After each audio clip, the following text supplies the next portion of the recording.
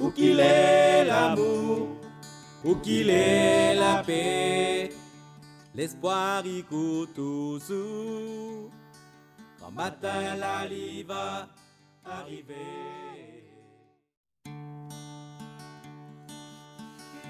En 2016, nous collaborons avec l'association Canal Saint-Martin dans le cadre de la commémoration, nos réalisations communes, une exposition de l'artiste peintre réunionnais Grasivé Leblond à l'hôtel de ville d'accueil sur le thème « Les femmes de la liberté ». Les femmes marronnes, les créoles, hommage aux femmes réunionnaises ayant œuvré pour la liberté. Nous avons reçu le témoignage ici à Arcueil d'une ancienne déportée des enfants de l'île de la Réunion.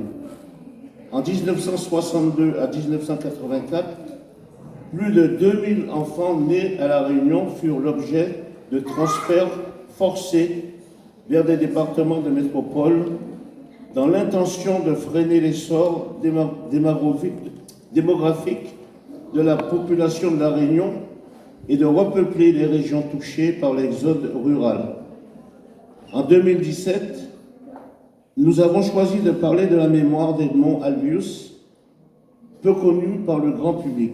Pourtant, ce jeune esclave de l'île de la Réunion, né à la Réunion des parents esclaves, amené à la Réunion de Mozambique, a découvert en 1841 le procédé de la fécondation artificielle de la vanille.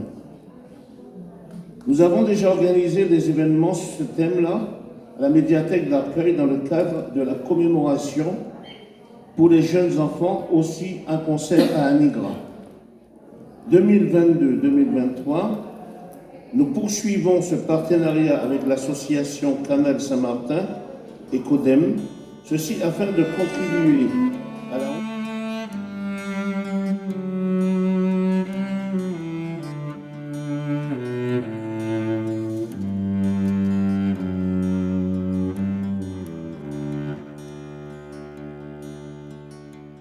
Où qu'il est l'amour, Excusez de mon retard, on n'a pas assez minutes, il fallait que j'arrive à faire les deux ce soir. Voilà.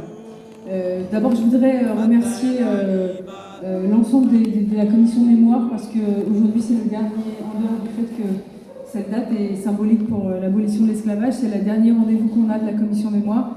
Donc je voudrais remercier l'ensemble des citoyens et des citoyennes qui sont là et qui participent pour des associations ou en leur nom d'ailleurs au travail que nous avons fait. C'était une saison un peu difficile parce que c'était la remise en route après 2 ans sans se voir.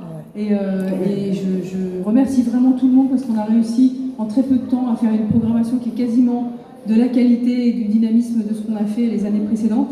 Et je remercie particulièrement Damar Misma et Jacques Moïsa pour ce soir et pour la commémoration du 10 mai parce que nous avons encore plus dans un temps très réduit réussi à faire des choses de qualité.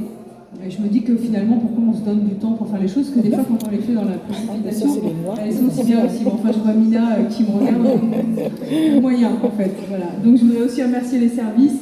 Voilà Mina Amira, Nestor qui est là, Yasmina qui nous accueille aussi, enfin qui nous aide dans toute la programmation qui est la nôtre. Et on va revenir l'année prochaine.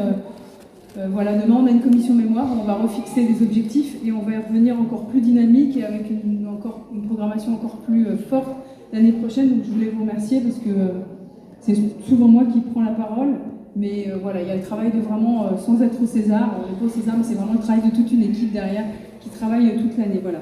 Je voulais dire un mot sur l'abolition de l'esclavage.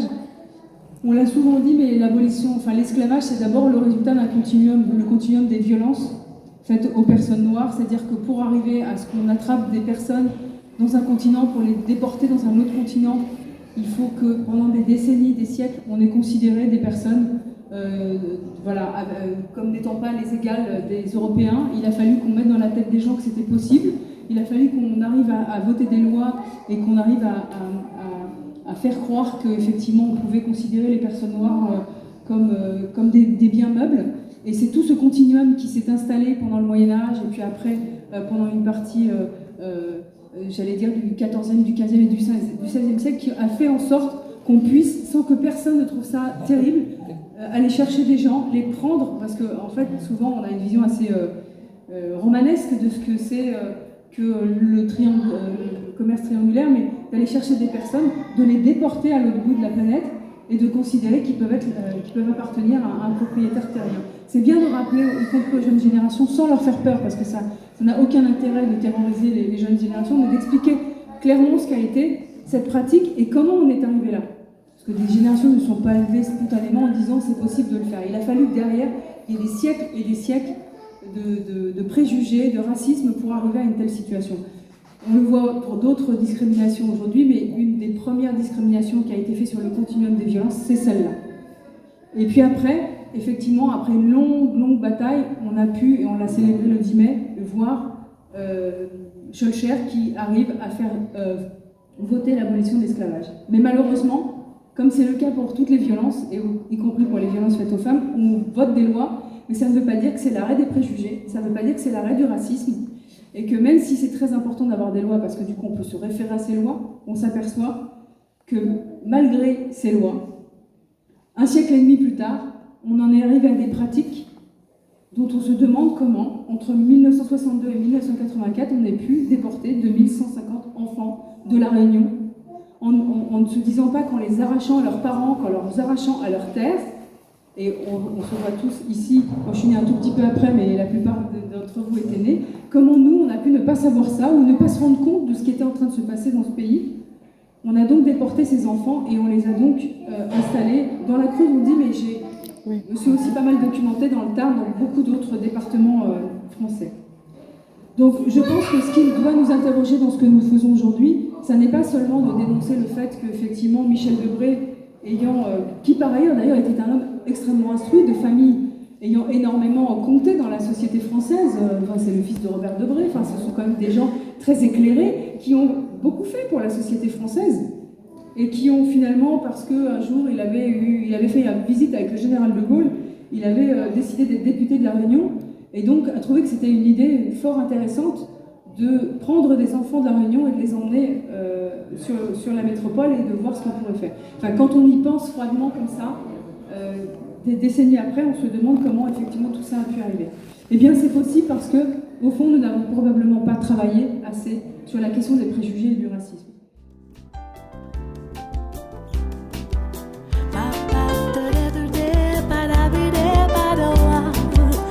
Le soleil dort si l'horizon dessous couillatoué mon dallon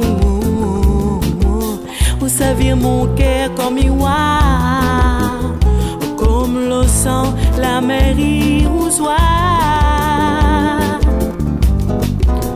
aussi dans mon désir dans l'oïda comme soleil si la rosée comme l'eau où tout fait si la mer écrit à moi précise-toi mon nation les pas si loin oi maman oi papa la balle ton mon nation ou sa même histoire ton maman oi maman oi maman papa ou sa papa de mon nation oli même la croix et vient d'en haut. Oui, bonjour monsieur, que pensez-vous de l'exposition ? Eh bien écoutez, je la découvre, je suis en train de découvrir des choses, d'ailleurs par exemple ce qui s'est passé en Chine, puis il faut que je voie la deuxième partie. Et dans un premier temps, comme ça, qu'est-ce que vous en pensez ? C'est très intéressant, Et vous pensez que c'est une belle initiative pour... C'est une initiative qu'il faut renouveler chaque année parce que ces questions sont vite oubliées. Merci monsieur. Someday